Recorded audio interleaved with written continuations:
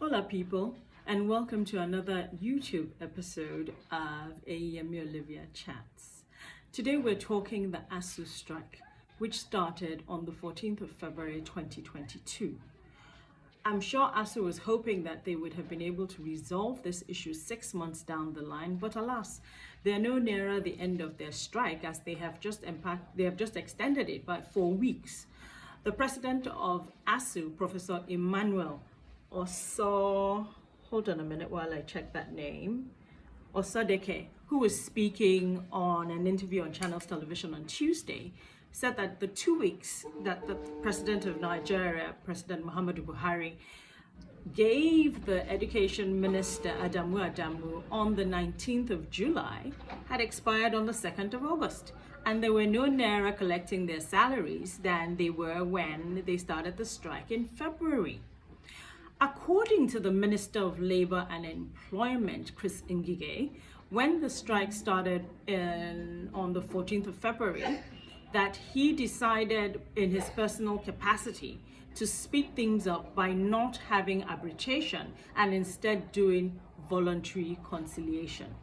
He says they had a meeting on the 22nd of February and then again on the 1st of March, and that they had resolved most of their issues except two, which was part of the 2009 agreement between MOU, between the federal government of Nigeria and ASUU. And the two outstanding issues bordered on conditions of service, which of course means that their salaries were part of those. Now, they had said that with that agreement, the conditions of service were supposed to be reworked, for lack of a better word, reviewed, every 4 years. So they did one in 2009, they did one in 2013. They started another one in 2018 with the chairman of that committee being Wale Babalaki. But for some reason, Wale Babalaki left and that was stalled, but it was concluded and it still wasn't really what the lecturers were looking for. So their grouse is they want university autonomy and they also want better wages. ASUU has been striking since 1988, right? And between 1988 and now, they have had at least 16 strikes.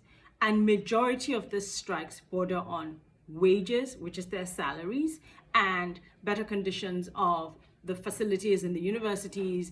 And I know they had complained about some payment system I think it was early this year, that wasn't working for them, but they haven't been paid in 6 months, right?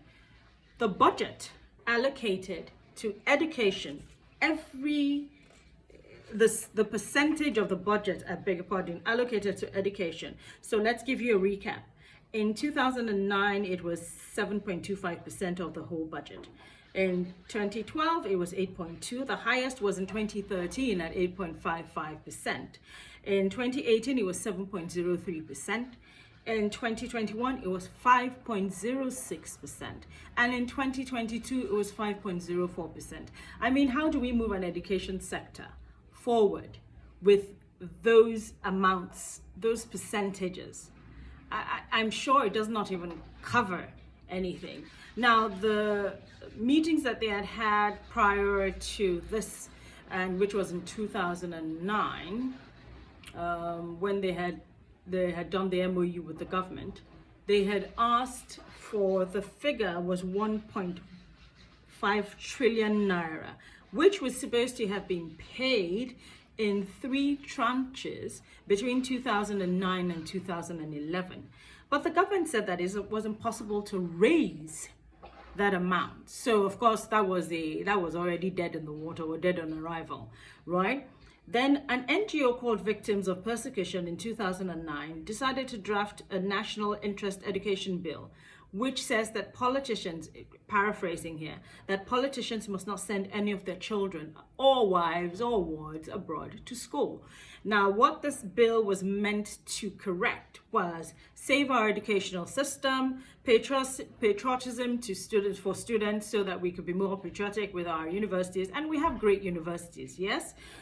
Prevent continuous pilfering of government funds, because that is mostly in our minds. That's what we think that all the politicians use when they send their children abroad, because I mean their salary cannot maintain educations abroad, right? And what else?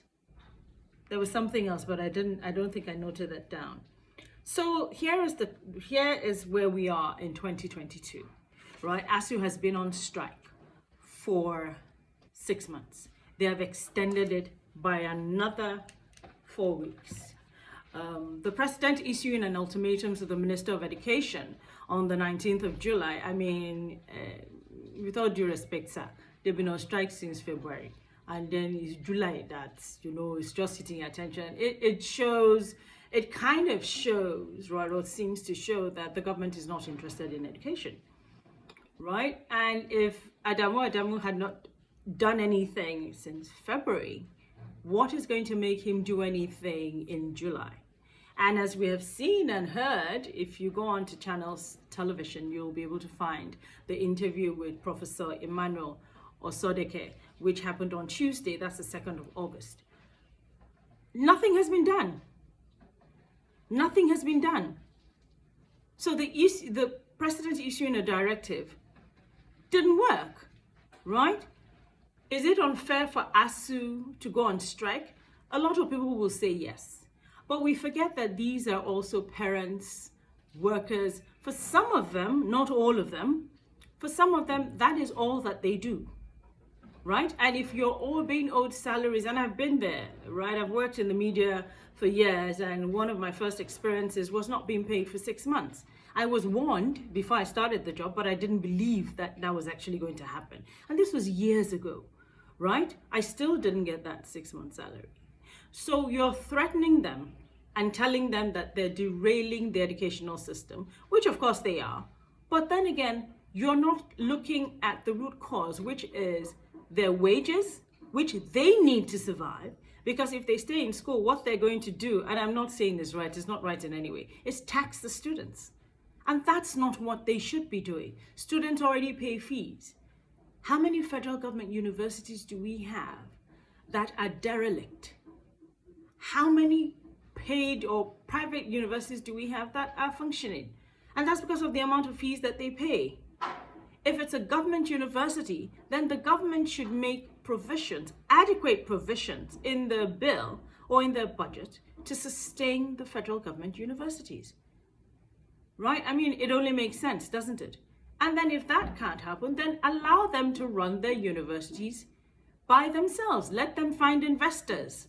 Let them pitch for funds, right? And let them get these funds and run the universities.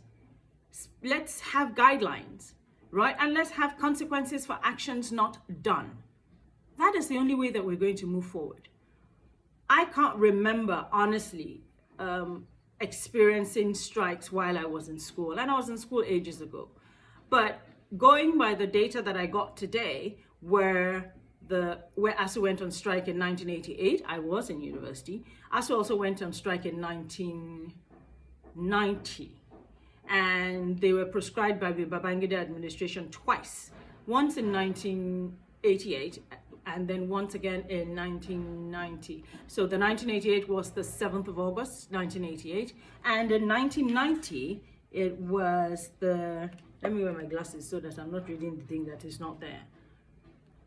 I beg your pardon, in 1992. So when they were proscribed in 1988, on the 7th of August, they were shut down for 2 weeks, and all their property was confiscated, apparently.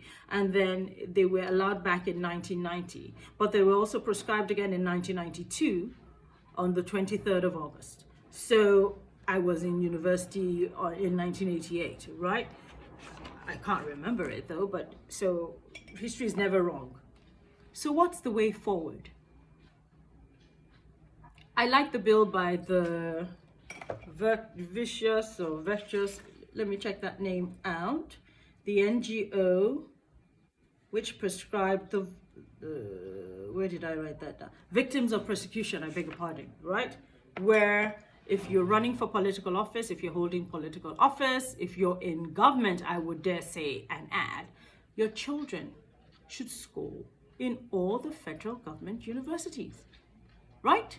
That's the only way that we're going to correct it. When your child is coming home every day and telling you that they don't have light, or they don't have water, or the lecturer did not show up because he has not been paid, perhaps the House of Assembly, members in the House of Assembly and the Senate will start to do the work that they're supposed to be doing, right?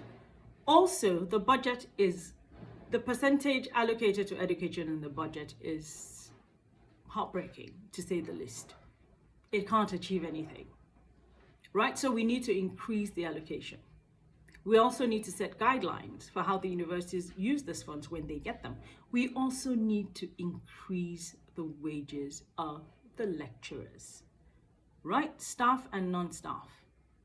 We're in 2022 where petrol is selling for above 700 naira a litre. Diesel is rising steadily. The last I heard was 800. I'm sure it's more than that. The naira is depreciating daily. I mean, they're not living, the lecturers are not living in Mars. They're living right here in our country. So they're affected by all this rising cost in food, housing. How are they supposed to live as human beings if they haven't been paid in 6 months? Education is the foundation for anything in life. If you do not get a good education, and we're already suffering the consequences of that, the consequences of that, right? Graduates can't write a full sentence. People coming into university don't even know what BSc stands for, talk less of PhD, right? They're not sure what their courses entail. And they pass in 4 years. How they pass, I do not know. And they start to work and they are not of use. They haven't learned anything. They have no critical thinking skills, nothing. So I'm appealing to the federal government of Nigeria. I know that a lot of people will say, we're backing up the wrong tree, but we've got to find a way to make this work for all parties concerned, right? So that's it on the ASUU strike still happening in our country, my beloved country, Nigeria. Hopefully it will be resolved sooner than later and students will be allowed to go back to school and play catch up. If the lecturers are not paid, I don't see that happening anytime soon. Thank you for watching, and please feel free to share and like if you do like it, and see you again next week. Bye.